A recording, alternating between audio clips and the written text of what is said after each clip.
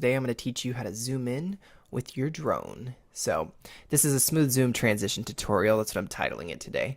So the way you're going to want to do it in this last shot is as your drone comes up the side of the cliff, you're going to want to line it up. Make sure that wherever you're shooting at, you're zooming in at, kind of is in the middle. So you want to make sure your shot is right there in the dead center.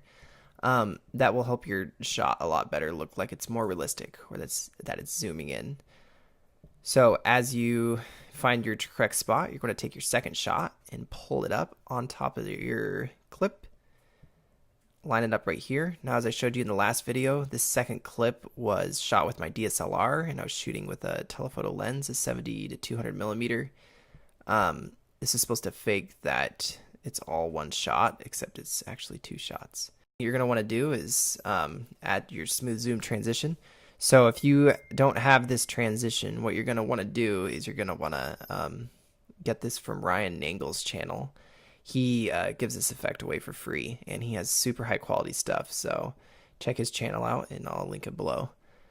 So once you have your smooth zoom transition right on there, it looks a lot better now. So it's actually zooming in a little bit more.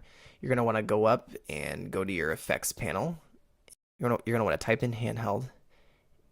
And the reason for the handheld is it'll look like when it's zooming in, it's pretty nice, is it'll actually look like it's punching in a little bit, and it'll look like it's like hitting the,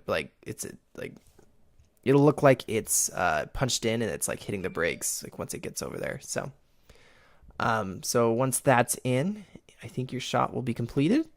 And that's how I shot the smooth zoom transition. I hope you guys enjoyed the video, and like and subscribe, and I'll see you next time for our next adventure.